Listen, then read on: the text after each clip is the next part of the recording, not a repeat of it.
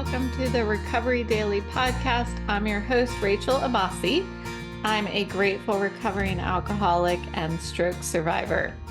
Today, I want to talk about an idea that I heard in Viktor Frankl's book, Man's Search for Meaning. Now, I'm not going to be doing my month-end reads and recovery book review quite yet. It's only the 20th. But I did want to talk about this topic that I heard today because it really spoke to me. So Frankl's book has insights that have been inspirational for many people in recovery and people not in recovery. I heard that it was one of the top 10 books of must-read books for somebody's lifetime or something like that. It's kind of like, what is the book that I read? How to Win Friends and Influence People, like that kind of book. That's like, you have to read it in your lifetime. So anyway, I'm not going to talk about the book, but I do want to talk about this concept that he introduces towards the end of the book. And sorry, if you haven't read the book or you don't want a spoiler, don't listen to this episode. I'll give you a moment to hit stop. Okay, so those of you who are left, this is what I heard today when I was listening to the book.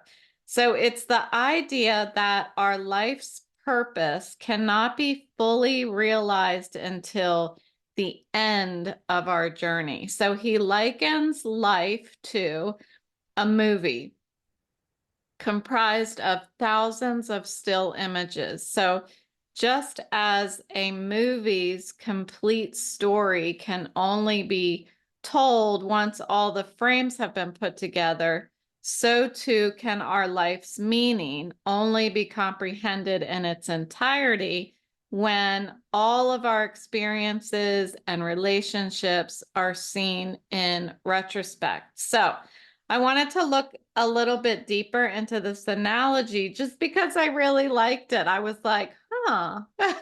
I had a very low-key day. I listened to books today and took a nap. I'm trying to get my head back in shape.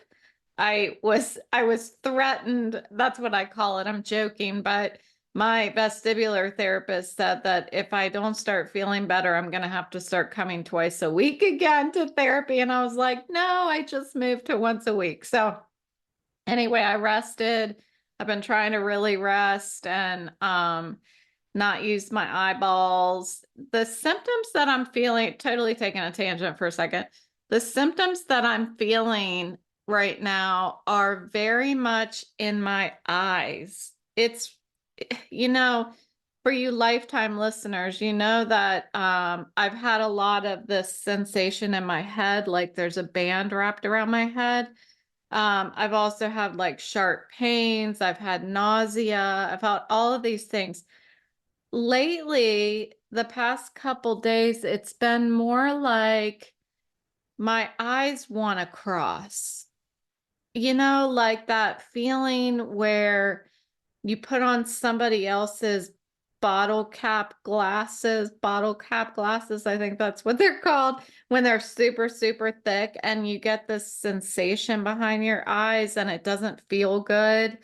Or that feeling like you crossed your eyes for way too long or something. It's just like a very strange feeling behind my eyes, and I can't put things into focus. So the best thing that I can do is not use my eyes, to close my eyes. So I did a lot of that today. I really was struggling to put this script together. I thought, maybe I shouldn't do this tonight, but I'm a glutton for punishment. And it's so important to me to get to do my podcast episode. So I'm just doing the best that I can. And that's going to be enough for me. So, okay.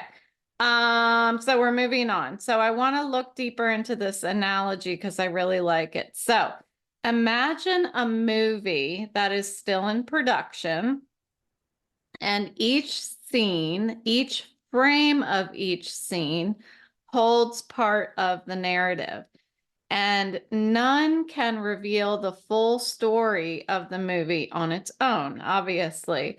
Some scenes might seem trivial or disconnected when you view them in isolation, but as the film progresses, these seemingly unrelated moments begin to weave together into a coherent and meaningful narrative. So our lives, much like a movie, are built from countless moments like this. So there are joyous moments, painful moments, some are mundane, like are going to work every day, doing the same freaking thing for years and years and years.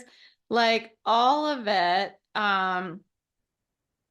is woven together to build the story of our lives.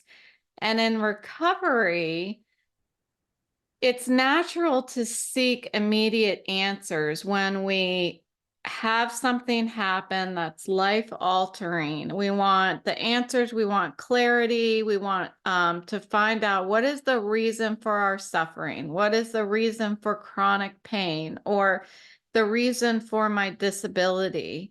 I want to know the purpose of my struggles. I want to know the reason behind why all of this has happened to me, the ultimate meaning of my life.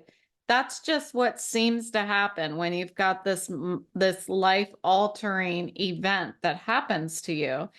And when life is turned upside down, and the path that I saw for myself can no longer be achieved. Like it's whatever I wanted to do, it is out the door. I can never do it. It'll never happen. It'll never happen for me. So why, it makes you think, well, why did this happen? If my life can't pan out the way that I had planned it, then what is the point? And I have gotten to that point where I've actually been so lost and feeling hopeless that I've actually sat and thought, what is the point? What is the point of all of this? If it's not going to be the way that I wanted it, what's the point of it all? So because Viktor Frankl had a very troubling history. I'm not going to go into it. He had a lot of suffering as well. To say that's an understatement, but he and all of the others around him were looking for, what is the meaning of life if my life has this much suffering in it? Well, Frankl suggests in this book that the search for meaning is more fruitful when we reflect on our past rather than trying to foresee purpose in the future, searching forward for the future, for the purpose. And it's in the rearview mirror that we can start to see how each event, how each relationship, how each day contributes to the larger story of who we are becoming as a person and what the story of our lives looks like.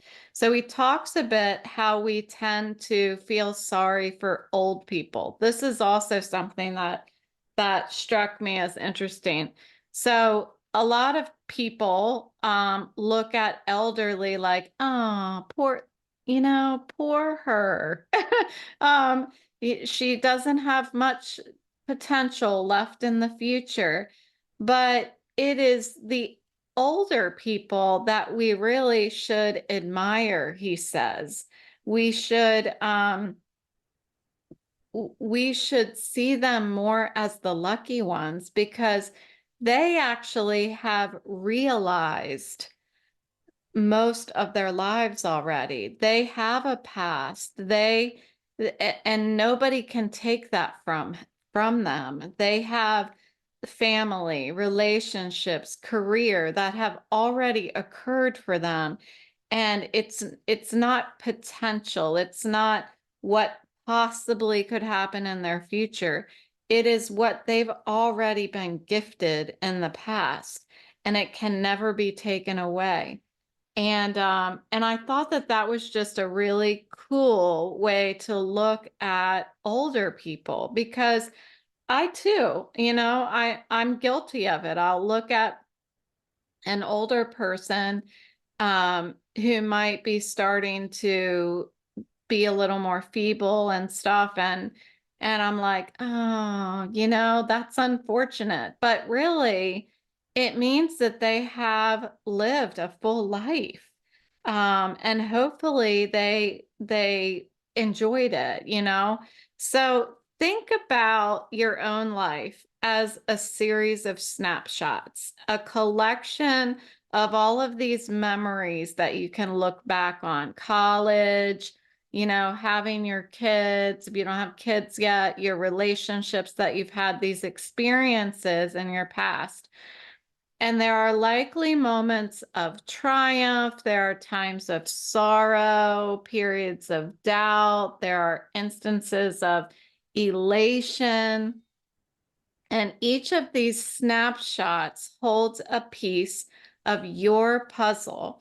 But it's only when we step back and look at them collectively that we begin to understand the broader picture of our lives. And you all know that I'm talking a lot about how my sobriety prepared me for my stroke recovery. So in my own life in recovery, I just celebrated 8 years, and there have been countless times when I have questioned why I had to be the alcoholic in the family, why I was the one out of all of my friends, out of all of my sorority sisters, that had to be the alcoholic. Why did I have to face alcoholism? Why did I have to endure the humiliation and the damage that came with it? It's only now in my stroke recovery that I look back and I can see how my alcoholism shaped me into the person I am today. It prepared me for my stroke. My experiences prepare me for what's next in my life. Um, what I was just thinking of, like, when we go to school, each class, I was a math major, so you take pre-calculus and it prepares you for calculus, which prepares you for calculus 2. And that is the same thing as like these experiences in my life. Each one, it's important to be able to reflect and look at, what did I gain from this experience? What am I getting to put in my pocket and take forward with me in my life? Because I'm going to need it. I see that now. I'm going to need it for whatever lies ahead. So these moments of despair and moments of clarity, victories, and setbacks that I've had, they all form my life story. And hopefully my life story is only halfway done. That's my hope. So Frankl's wisdom in this book, which I'm covering just this tiny little part of, teaches us that searching for meaning in the present can actually be futile. Instead, we should allow our story to unfold, show up for life, and make each still picture, each moment matter. Be present, right? Be present. That's what we're trying to do in sobriety, is be present for each moment. And And that's how we let our life unfold. And as we accumulate more still images, more moments in the movie of our lives, we'll begin to see how they fit together and create a narrative that is uniquely ours. This perspective I felt was very liberating, especially in the phase of my life that I'm in right now in stroke recovery. As I'm dealing with, like, the past 2 weeks, I've had this setback with whatever's going on with my head again and my eyes. And what it does, this perspective relieves me from the pressure that I have to have all the answers of what is going to happen to me, what is going to happen in my life. It encourages me to live in each day with intention and mindfulness. I was able to actually enjoy today. I didn't do anything today. I mean, I took my dogs for a half a block walk, each of them. But that's like the most that I did. I cooked dinner also, so I did something. But I really did sit on the couch all day, which, those of you who are lifetime listeners know that I am not a sitter. So, um, knowing that every experience I have, even on days like this, small, when only tiny things that seem to me are frivolous, meaningless, things that are uncomfortable, painful, things that are frustrating, it still is contributing to the larger story of my life. So, what can I do today to apply this philosophy to my daily recovery? Here are some suggestions that I was thinking about today. So, mindfulness. You knew that I was going to say that first. Focus on the present moment and fully engage with what is going on right here, right now. It's so hard to do that. It's so hard to stay right where my feet are, keep my mind where my feet are. But I need to trust that this is an essential moment in my journey. This one right here that I'm in right this very minute. Next, reflect on your past. Take time to look back on your life and recognize how past events have shaped you. In sobriety, we do learn to accept the past, not shut the door on it, be grateful really for what has happened and what I'm able to put in my pocket and bring forward with me. And there are things that we can look back on and feel shame about and feel uncomfortable, but I guarantee you there is something in that moment that you feel shameful or embarrassed about, or it's uncomfortable to think about. There's something that you can carry forward with you that that is a part of your story, a part of molding you who you are and how you're going to handle things in the future. So journaling can be really helpful for this. And actually, when I was writing the script and I wrote that down, I was like, you know what? I should just tell more stories about stuff that has happened in my life. Stuff that makes me uncomfortable. Like, I should actually tell you some stories. So we'll see. I'll think about it and see if I might be brave enough to tell you some stories about some stuff that happened to me that maybe I'm not proud of, but I learned something from, that some things that have shaped me into who I am today. So listen in, make sure you subscribe and follow me, and you can start hearing some stories about my life. We'll see. I have some entertaining stuff. Okay, moving on.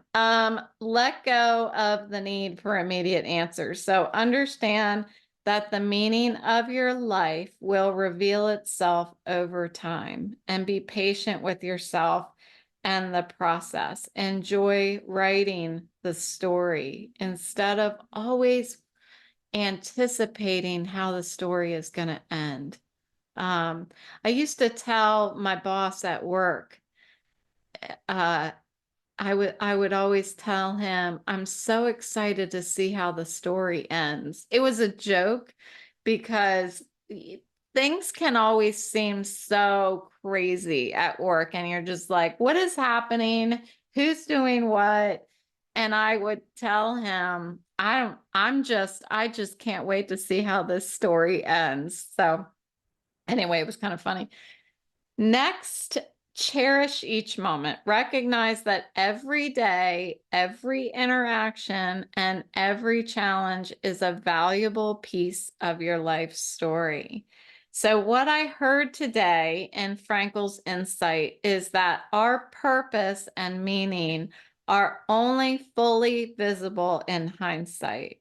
So, keep collecting the still images with hope, and trust that in the end, they will come together to tell a beautiful and meaningful story. Thank you for tuning in to today's episode of Recovery Daily Podcast. If you found this discussion helpful, please share it with others who might benefit. And if you haven't yet, the Reads and Recovery book of this month is this, in fact, this very book that I'm talking about, Viktor Frankl's Man's Search for Meaning. So it's not too late. It's only the 20th. So you still have time to listen to it. So I listened to it on Audible. It's available on Audible, or you can read it.